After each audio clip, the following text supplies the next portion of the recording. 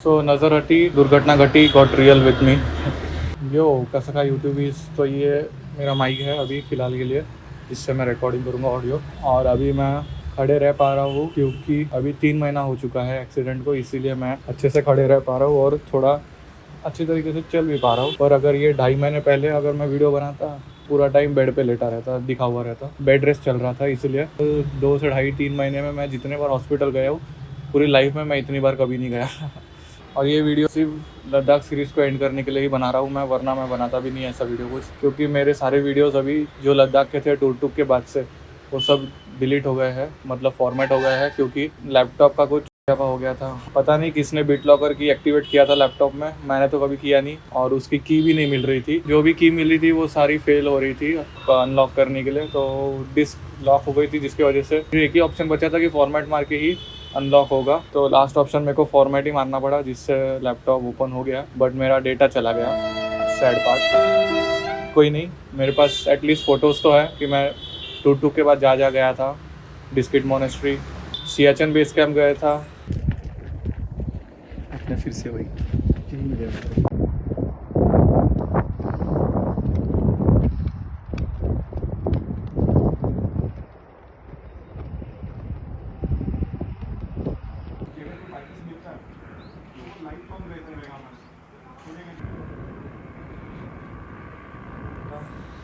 और Pangong lake, 3 idiots movements वहाँ पे किया था। और फिर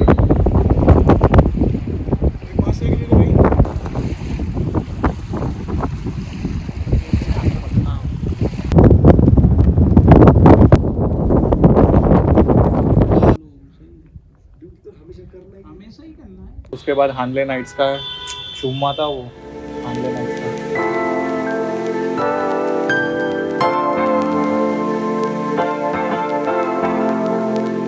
उसके बाद फिर उमलिंगला क्रिक किया था, और फिर रिटर्न होते हुए पांग होते हुए मनाली। के बाद फिर एक्सीडेंट की कहानी शुरू होती है मनाली के बाद से, उस पर भी आता हूँ।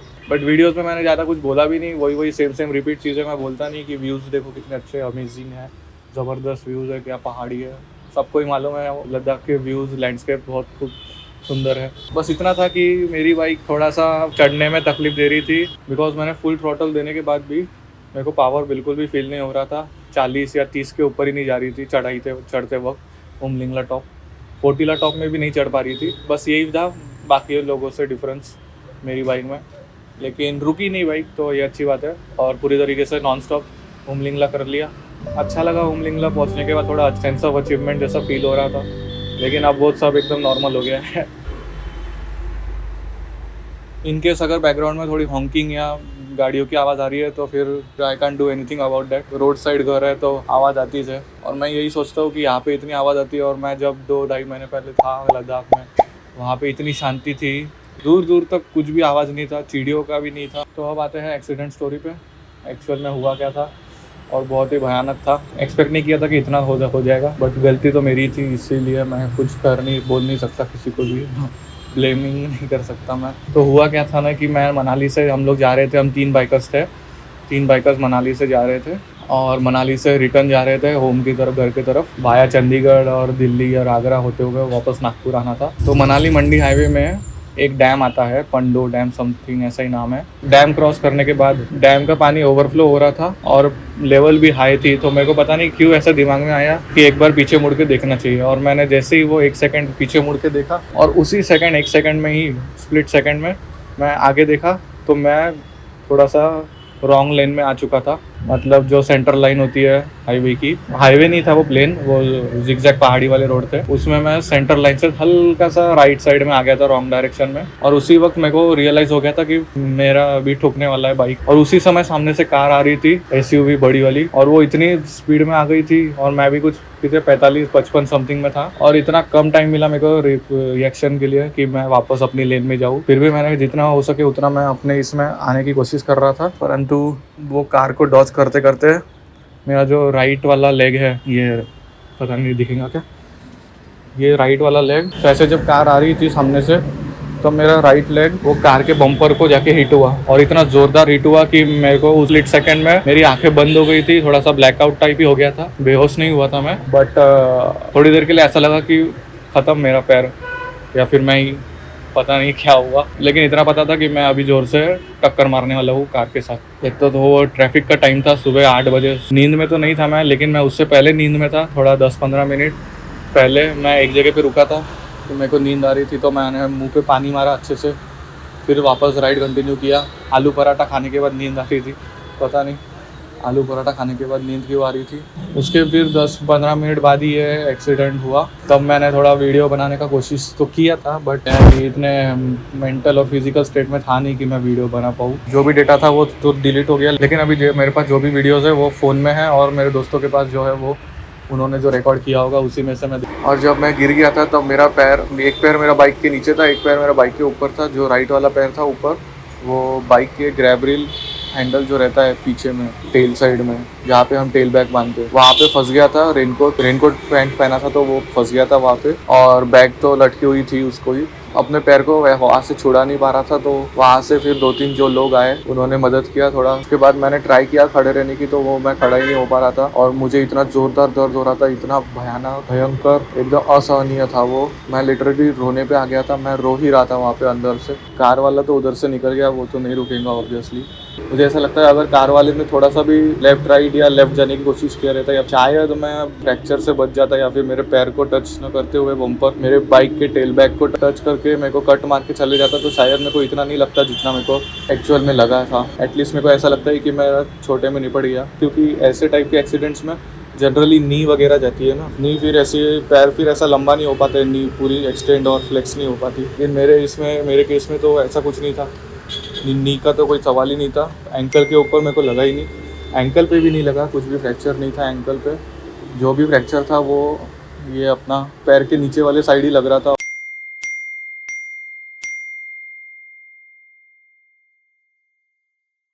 और ऐसा लग रहा था कि कोई मेरा पैर ऐसे खींच रहा है और ऐसे खींच के निकाल के फेंक ही रहा है, ऐसा लग रहा था लिटरली जब मैं कार में बैठा था। और वहाँ के लोग भी अच्छे थे जिन्होंने बहुत मदद किया, फटाफट आ गए मेरे को। मैं थोड़ी देर के लिए तो वहीं पे लेटा हुआ था, रास्ते के एकदम बीचों बीच, ऐसे मतलब ऐसे रास्ता है, ऐसे कार आ रही है, वहाँ से कार जा रही है, तो फिर मैं ऐसे लेटा हुआ हूँ एकदम सेंटर में। फिर उन्होंने तो, मैं तो हिल ही नहीं पा रहा था बिल्कुल भी, मेरा पैर ऐसा ही हो गया था जैसे कि मोच आ गई हो, लेकिन मोच नहीं थी, बट लिटरली 4-5 लोगों ने उठा के मेरे को साइड में रखा। फिर मैं थोड़ा साइड में थोड़ी देर के लिए लेटा था, फ़ोन किया मैंने अपने दोस्तों को जो मेरे साथ राइड कर रहे थे, वो थोड़ा आगे में थे, उनको बुलाया मैंने फट से, और उतने में फिर एक कार वाला आया। भैया वो बोले इधर ट्रीटमेंट नहीं होगा, आप मंडी में लेके जाओ, अभी मंडी लेके जा रहा हूँ उनको, तो एम्बुलेंस आने में 20-25 मिनट लगेंगे, तो मैंने बोला मैं लेके जा रहा हूँ, ठीक है, आप मेरे साथ चलो, मंडी में इसको एडमिट कराना पड़ेगा, ठीक है, हाँ आगे। उन्होंने बोला वो अमृतसर से है, बाद में मैंने पूछा था तब, और वो रुके, और वहाँ पे फिर लोगों ने मेरे को कार में बैठा के दिया सामने वाली सीट पे, क्योंकि मेरी हिम्मत ही नहीं थी खड़े होने की। मेरा पूरा जो माइंड था काम करना बंद हो गया था लिटरली। क्या करूँ मैं, मेरे को सिर्फ जैसे तैसे हॉस्पिटल जाना था, कोई हॉस्पिटल पहुंचा दे, यही बहुत था मेरे लिए उस समय। मेरे को पता था कि दोस्त आने वाले हैं, बट स्टिल मेरे को ज़्यादा टाइम वेस्ट नहीं करना था। उतने में वो कार वाला भैया आ गया, तो वो अच्छा है थैंकफुली, जिसकी वजह से टाइम बहुत बच गया हॉस्पिटल और एक्सीडेंट के बीच का। फिर लोगों ने मेरे को कार में बिठा दिया, और फिर सबसे पहले तो मैंने ही सर्च किया कि गूगल पे कुछ मिलता है क्या हॉस्पिटल वगैरह, तो वहाँ पे मेरे को 2 किलोमीटर में एक हॉस्पिटल दिखा रहा था मंडी हाईवे पे, तो वो वहाँ पे मैंने कार वाले भैया को बोला कि लेके चलो मेरे को वहाँ पे पहले। फिर वहाँ पे गए, वहाँ पे देखा तो कुछ भी नहीं था, एकदम अंडर टाइप हॉस्पिटल था वो, क्योंकि वो शायद वहाँ पे इतनी फैसिलिटीज़ नहीं थी। उन्होंने ही बोला वहाँ पे पहुँचने के बाद हॉस्पिटल वालों ने कि यहाँ पे नहीं है इतनी फैसिलिटीज़ ये एक्सीडेंट को ऑपरेट करने के लिए, तो उन्होंने सिर्फ टेटनस का इंजेक्शन दिया, और मेरे को लगता है पेन किलर का इंजेक्शन दिया, कुछ ऐसा। उन्होंने फिर मेरी फ़ोन में डाल के दिया मेरे को गूगल मैप में कि ये वाला हॉस्पिटल है, ये यहाँ पे चले जाओ। वो हॉस्पिटल था नेताजी सुभाष चंद्र बोस जोनल हॉस्पिटल मंडी। मेरे को तो बस हॉस्पिटल जाना था, जो भी हॉस्पिटल ले जाए चलेगा, और वो वहाँ से कुछ 10-15 किलोमीटर था, जिसको आधा घंटा लग रहा था। कितना अंदर है यार, यार अभी तक हॉस्पिटल नहीं आया, कितना दूर है भाई हॉस्पिटल। तो एक्सीडेंट के कुछ आधे पौन एक घंटे में मैं हॉस्पिटल में था। स्ट्रेचर वेचर लाया था, मैं कार से भी उठने की हालत में नहीं था। हाँ ऐसा चिल्ला रहा था, फक मी। ठीक है। डोंट वरी, कुछ हाँ पैर थोड़ा मुड़ गया है, ऐसे हो सकता है प्लास्टर लगेगा, बाकी सब ठीक है। पैर थोड़ा पूरा जा रहा है।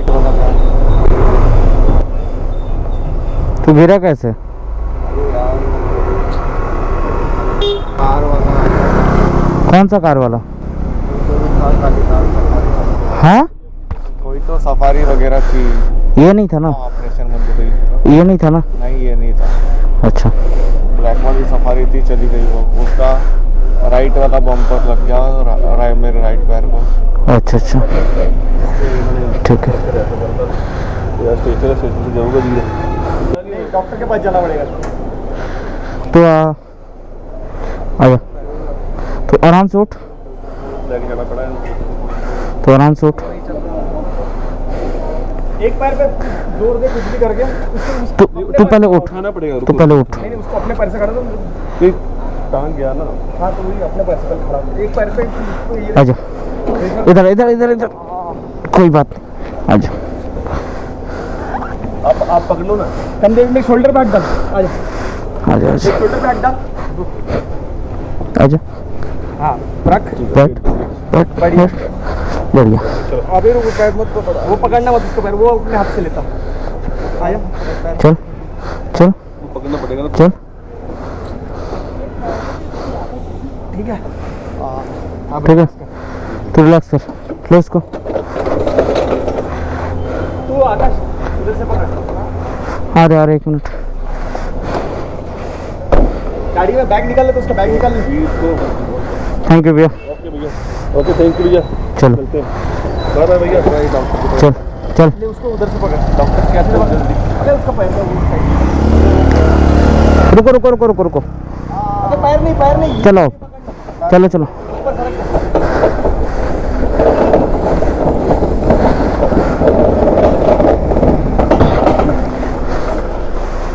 कुछ लेना साथ में अभिनंदन।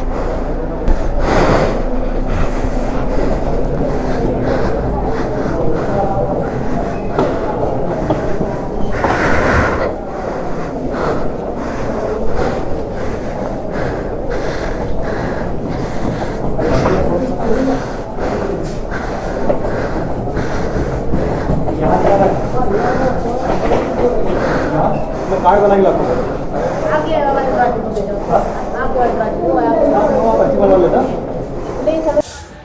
बहुत जोरदार था। अभी तो मैं हंस रहा हूँ, बट वहाँ पे त्रास हो रहा था। तो जब मैं गिरा था उस समय इतना ज़ोरदार दर्द हो रहा था मेरे को, इतना मैं दर्द में डूब गया था। मैं मतलब दर्द की बाल्टी में पूरा डूब गया था, ऐसा इतना ज़ोरदार पेन था। भयानक स्थिति थी वो, जिससे मैं बाहर आ गया हूँ अभी। और आई होप कि मैं कभी उस स्थिति में ना जाऊँ।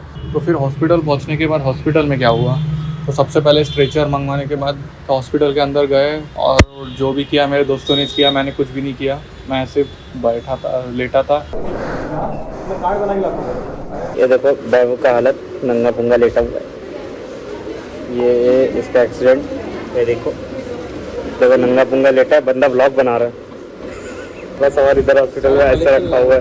भाई को पहले फोन चलाने गए, बताओ। तो भाई ये देखो बैबू का एक्सरे करने आए। ये देखो, ये बैबू कैसा लग रहा है? अभी तेरा एक्सरे हो गया।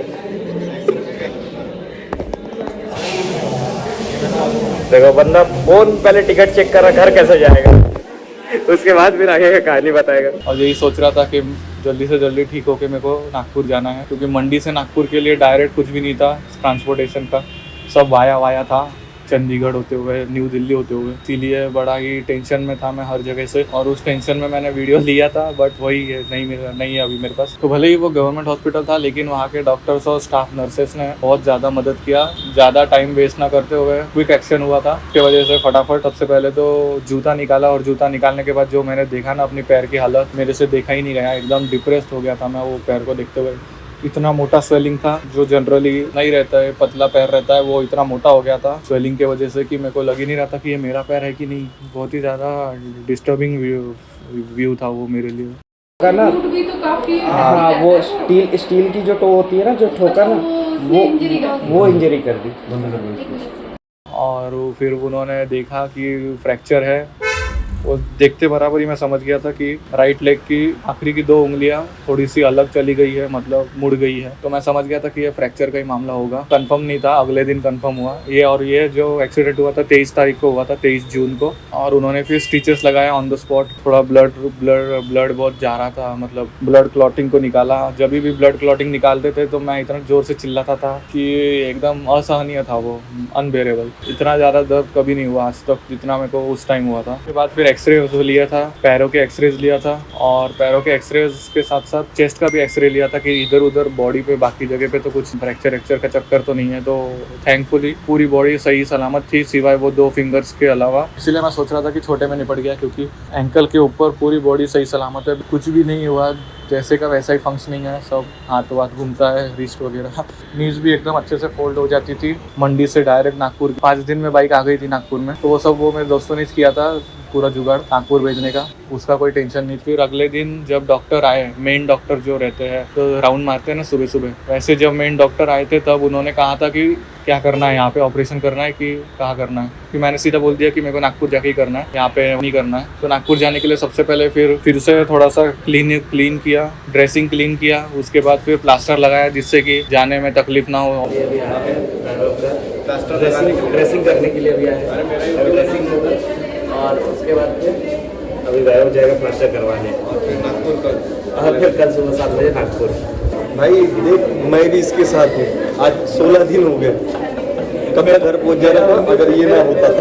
मेरा 19 साथ में चल रहा है।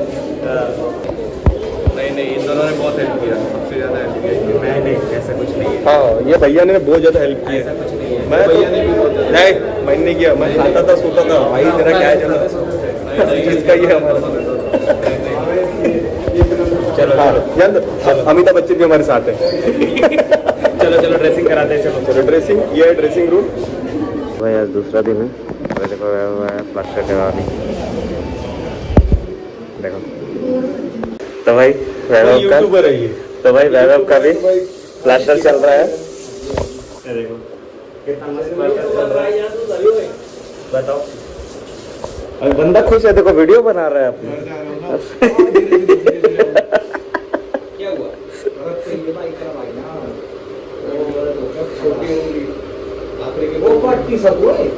वाह, ये देखो सब अपना अपना वीडियो बनाने में लगे हुए हैं कि प्लास्टर चल रहा है। देखो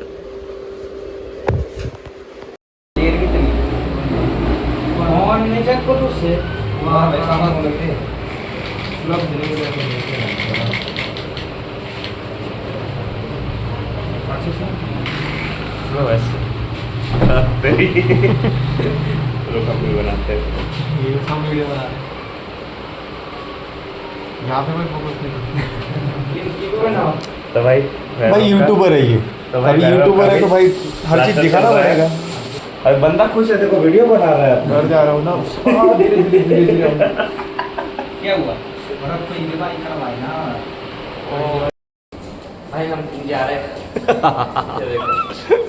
ढकेलते जा रहे अरे ये ऐसे ही चलती है ना गाड़ी।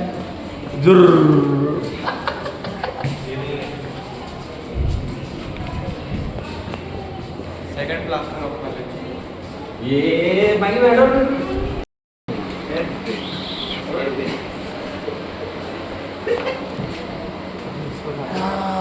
बेडवे आ जाओ भाई। अब मैं पूरा खुश। अब तो टेंशन नहीं है। तूने ऊपर इधर ये सब सही है, लेकिन ये साला ये जो है ना भैया, ये टीवी चालू नहीं है। ये टीवी चालू करना बोला मैंने, लेकिन कर रहे नहीं है। ऑलरेडी तो रिकॉर्ड कर दिया था, फिर भी जरा वाइल्ड एंगल। हाँ, मैं- पेशेंट्स के लिए इसको जहाँ से लाए थे वहाँ छोड़ दो। इसको लेके जाने का है, इसलिए बैठे हुए। फिर प्लास्टर होने के बाद फिर फ्लाइट बुक किया मैंने, चंडीगढ़ से न्यू दिल्ली की फ़्लाइट बुक किया, फिर न्यू दिल्ली से नागपुर के लिए किया। सबसे मेन प्रॉब्लम था कि चंडीगढ़ में कैसे पहुंचे अभी, क्योंकि मंडी टू चंडीगढ़ कोई ऑप्शन नहीं था फ्लाइट का, और ना ही ट्रेन का, और ना ही ट्रेन से जाने लायक मैं बचा था। तो फिर एक एम्बुलेंस टैक्सी मिली, उन्होंने चंडीगढ़ तक का सफ़र पहुँचा दिया मेरे को, क्योंकि मेरा पैर नीचे ही नहीं हो रहा था, मतलब फोल्ड ही नहीं हो रहा था, जिसके वजह से मेरे को स्ट्रेट ऐसे करके ही मेरे को जाना था जहाँ भी जाना था। तो उसकी वजह से एम्बुलेंस से बेटर और कोई ऑप्शन नहीं था उस समय। तो थैंकफुली एम्बुलेंस टैक्सी मिल गई वहाँ पे, ताकि मैं लेटते लेटते ही चला गया चंडीगढ़ तक।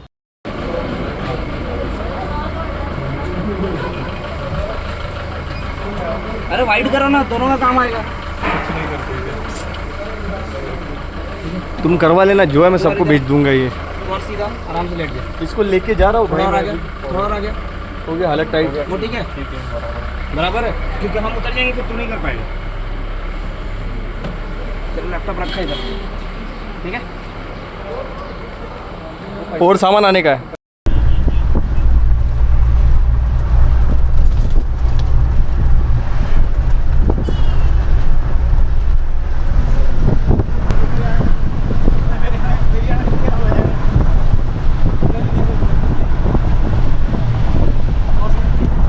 तो उन्होंने सीधा चंडीगढ़ एयरपोर्ट गेट के सामने ही ड्रॉप किया।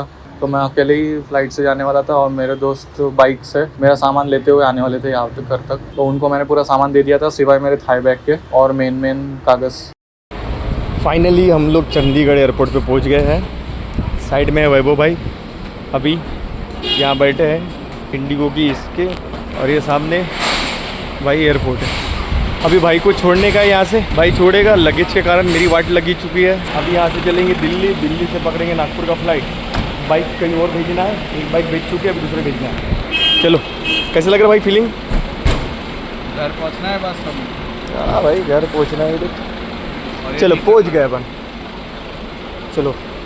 एयरपोर्ट में तो फिर वो व्हील चेयर वगैरह की फैसिलिटी मिल जाती है, तो उसका टेंशन नहीं था। बस टेंशन ही तो यही था कि सही सलामत घर आ जाए। और मेरा पैर का फ्रैक्चर देखते हुए मेरे को फ्री अपग्रेड भी मिल गई थी सीट पहली बार। और इकोनॉमी में वैसे भी लेग रूम नहीं रहती और मेरे को थोड़ा सा लेग रूम की भी ज़रूरत थी, तो मेरे को फर्स्ट रो में लेग मिल गई थी। और प्लास्टर ऐसा बांधा था कि कोई भी टच करे पैर को तो ज़्यादा दुखे ना, लेकिन टच हो गया था पैर। जो मेरे को सबसे फर्स्ट रो मिली थी उसमें मैं फर्स्ट इसमें बैठा था और पैर थोड़ा सा आगे करके बैठा था ऐसे। तो मेरा पैर नहीं क्या ऐसी जगह पे था जहाँ पे वो एयर होस्टेस नहीं ऐसी घूमते रहती है गली में, वो ट्रॉली लेते हुए फूड की, तो वहाँ पे वो एयर होस्टेस का पैर लग गया था। वैसे कुछ मेरे को हुआ नहीं, अच्छी बात है कि मेरे को ऐसा फ़र्क नहीं पड़ा इतना। तो नागपुर में लैंड करते बराबर सबसे पहले हॉस्पिटल में गया मैं सुबह 7 बजे, और फिर वहाँ पे बताया कि ऑपरेशन 26 तारीख को होगा। 2 दिन बाद फिर 26 जून को ऑपरेशन हुआ था। ऑपरेशन के वक्त लिटरली मेरे को वीडियो तो नहीं बनाते, ऑब्वियसली वीडियो छोड़ो, मेरे को फर्स्ट ऑपरेशन था मेरी लाइफ का। और बस मेरे को इतनी आवाज़ आ रही थी ऑपरेशन के वक्त कि कोई तो भी मेरे पैर के उंगलियों पे ड्रिल कर रहा है, ग्रर ग्रर। लिटरली मेरे को वो फील हो रहा था कि कोई ड्रिल कर रहा है। तो वो जो ऑपरेशन था वो के वायर इंस्टॉलेशन वाला था। मेटाटार्सल फ्रैक्चर हुआ था, ये नाम था उसके में। के वायर डालते हैं, फिर वो बोन जुड़ती है 2 महीने बाद, फिर वो के वायर निकालते हैं 6 हफ्ते बाद। 6 अगस्त को फिर वो के वायर निकाला था, तब तक फिर वो प्लास्टर लगा ही था। के वायर निकाला जब, के साथ साथ प्लास्टर भी निकाल दिया। और उसके साथ साथ मेरी पैर की मूवमेंट भी स्टिफ रही। मेरा पैर ना ये हो करते हो कुछ हिल नहीं रहा था बिल्कुल भी, सिवाय वो अंगूठे के, क्योंकि उस अनअफेक्टेड था वो। डॉक्टर ने भी बोला कि वापस बाइक चला सकते हैं, लेकिन उसके लिए 5-6 महीने लेकिन उसके लिए 5-6 महीने लग जाएंगे। और अभी बाइक चलाने के मूड में तो मैं हूँ नहीं बिल्कुल भी, जब तक मैं तरीके से ठीक नहीं हो जाता, मेरे को कॉन्फिडेंस नहीं आ जाता वापस कि मैं वापस अच्छे से बाइक चला पाऊँगा। पहले तो मैं सिटी में ही चलाऊँगा, उसके बाद फिर धीरे धीरे करते करते 10-10 किलोमीटर बढ़ाऊँगा। देखते हैं, अभी इस साल का तो कोटा ख़त्म बाइक राइड का, मे बी नेक्स्ट ईयर। और बाइक की हालत भी इतनी ख़राब थी कि राइट साइड का ब्रेक पैडल के साथ साथ फुटरेस्ट पूरा टूट गया था, गायब हो गया था वो। मतलब है मेरे पास अभी, वो पूरी तरीके से मुड़ गया था। और लेफ्ट साइड से भी गियर शिफ्टिंग भी थोड़ी सी हिल गई थी। और क्या हुआ था, लेग गार्ड मुड़ गया था, वो तो हर बार ही होता है। और साइलेंसर शायद थोड़ा सा चपक गया था, कवर उसका। साइलेंसर को कुछ नहीं हुआ है।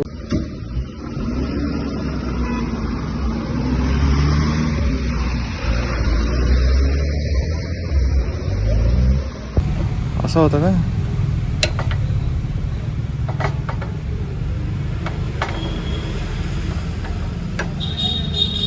असं होतं हे बाय आतमध्ये गेलेलं आहे,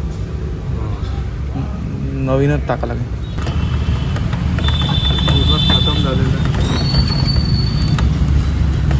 हे तर खारदुंगलामध्ये झालं होतं. हे वालं तर मी जुगाड केलं होतं तिकडे बिस्किटमध्ये, पण हे तुटलं इथून. पण इथे पाय ठेवता येते, इकडे नाही पाय ठेवता येत काही. ऑपरेशन के 2-3 दिन बाद ही मेरे को घर भेजने को बोल दिया, जाओ घर, अभी हो गया, हॉस्पिटल में बैठे कुछ नहीं होने वाला है। तो घर आ गया था फिर। और इस 2 महीने के बेड रेस्ट में इतना ज़्यादा फ्रस्ट्रेट हो गया था मैं, एलिवेटेड ही रखना पड़ता था मेरे को बेड पे, अगर रखना भी है तो बेड पे नहीं, बेड के ऊपर फिर 2-3 पिलो के ऊपर मेरे को पैर रखना पड़ता था, जिससे कि वो स्वेलिंग धीरे धीरे उतर जाए। डॉक्टर ने भी यही कहा था हर जगह, तो इसलिए इतना ज़्यादा फ्रस्ट्रेटिंग था कि 24 घंटा पूरा दिन का मेरे को बेड पे ही गुजारना है, सिवाय 10-15 मिनट वॉशरूम जाने के। फर्स्ट टाइम ही इतना ज़्यादा मैं बेड पे बैठा था और आई होप ये फर्स्ट टाइम के साथ साथ लास्ट टाइम भी हो। और मैंने राइडिंग गियर भी इतने कुछ खास पहना भी नहीं था, एकदम बेसिक से राइडिंग गियर्स थे, फुल राइडिंग गियर में भी नहीं था मैं, जो देखते हो ना पूरा ऊपर से नीचे तक भर के सब कुछ पहना, इतना भी नहीं पहना था। अब मैं दिखाता हूँ क्या पहना था।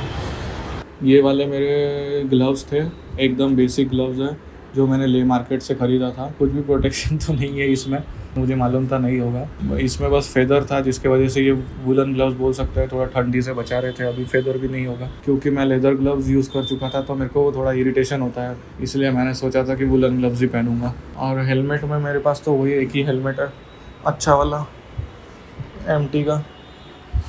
अब इसको खोल के दिखाने की ज़रूरत है क्या? ये थोड़ा सा टूट गया, बट ये इतना भी नहीं टूटा, ये लग जाएगा, इससे पहले भी टूटा ही था।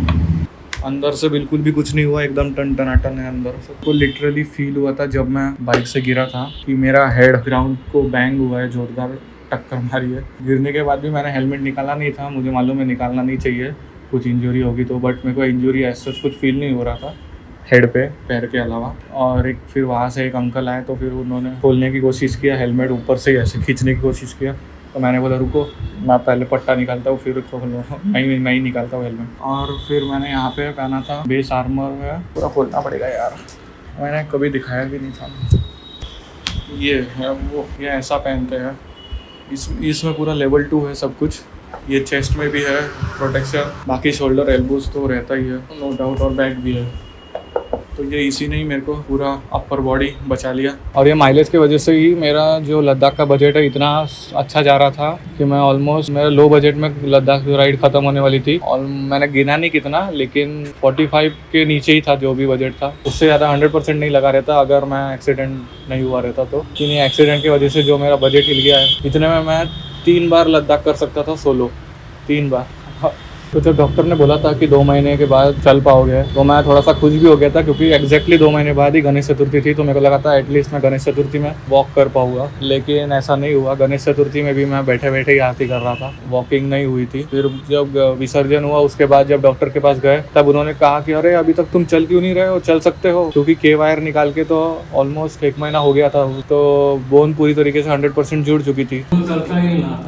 हो चालू करायला लागेल, नाही प्रयत्न करणार तर मग याच्यावर प्रेशर दिल्यावर हे बघ, तू इतके हवेमध्ये तू तेच सांग, तू इतके दिवस प्रेशर दिला नाही ना, तू प्रेशर देशील तर दुखणार, काही नाही एवढं नाही दुखत, अतोनात नाही दुखत, थोडंसं बिअरेबल, स्टार्टिंगला 1-2 पाऊल टाकताना दुखतं, मग तुला वाटेल अरे हो गया सेटल, चालू शकतो। पायाचे जेवढे फ्रॅक्चर असतात ना त्याला स्वेलिंग भरपूर महिने राहतात, तसं लोड नाही आहे। स्वेलिंग आली तर बर्फाने शेकायचं, क्रिप बँडेज बांधायचं आणि वजन देऊन चालत राहतात। एक एक्सरे काढून घेऊ आपण आता, पायावर चालून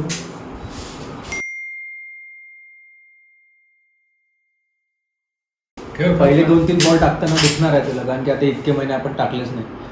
वजन दे, पूर्ण वजन दे, उचल दुसरा पाय हवेत। लोकांचे पाय कटले विचारे चालतात इकडे या दुसऱ्या पायाने, तू काय एवढं हे करतो, ते ना वजन पूर्ण प्रॅक्टिस करायला लागते खूप। हां मागे जातो ना मी, कारण की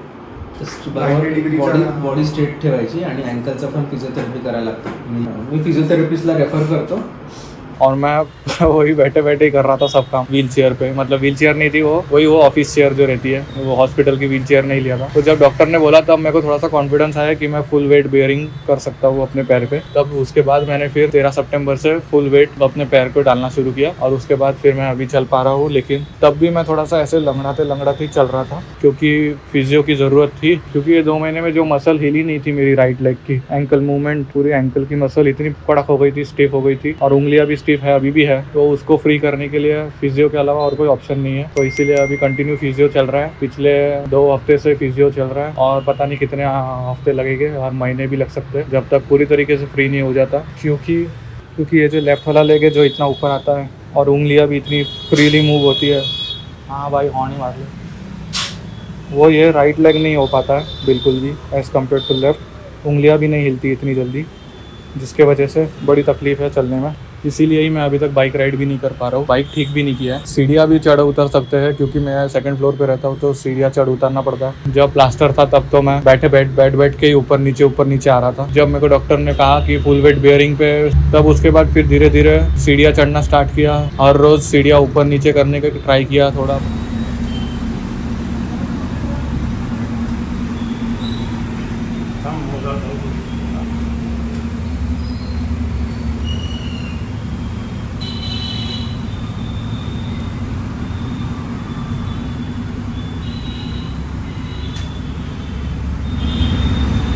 कंटिन्यू चाललं तर मग नॉर्मल वाटते। थोड़ा बालकनी में वॉकिंग ट्राई किया। अच्छा है बालकनी है तो वॉक कर सकता हूँ, नीचे जाने की ज़रूरत नहीं रहती रोज़ रोज़। तो मैं थोड़ा वॉकर के सहारे ट्राई करता था चलने के लिए। वॉकर लेना ही पड़ा था और कोई ऑप्शन नहीं था। फिर एक मोमेंट के बाद वॉकर भी बंद कर दिया और अभी फुल वेट बियरिंग पे चल रहा हूँ। और इससे मैंने क्या सीखा, मॉरल ऑफ द स्टोरी यही है कि कितना भी अच्छा व्यू हो, कितना भी सुंदर दृश्य हो, आगे पीछे लेफ्ट राइट, लेकिन मैं गाड़ी रोक के ही देखूंगा जो भी व्यू देखना है। भले ही 10, 15, 20 मिनट चले जाए, आधा घंटा निकल जाए, बट मैं गाड़ी साइड में रोकूंगा, उतरूंगा, व्यू देखूंगा जो भी है, और उसके बाद फिर मैं आगे निकलूँगा। क्योंकि मैं हर बार सोचता था कि अगर मैं व्यू देखने के लिए रुक गया तो मेरा 10-15 मिनट वेस्ट हो जाएगा, उसके चक्कर में मैं लेट हो जाऊंगा या अंधेरा हो जाएगा। उस चक्कर में मैं निगलेक्ट करता था हर बार रुकना। बट अभी मेरे को सीख मिल गई है। I have learn this, being safe is better than being late. क्योंकि लेट के चक्कर में मैं फिर लेट ही जाऊँगा। 3 फिजियो बदला हूँ मैं। पहली वाली घर पर आई थी क्योंकि मैं चल नहीं पा रहा था। और फिजियो में जो एक्सरसाइज होती है, जब वो उंगलियों को एक्सरसाइज करते हैं, ऐसे उंगलियों की जब एक्सरसाइज होती है, तब तो ऐसा लगता है माँ कसम मेरी आत्मा बाहर आ जाएगी।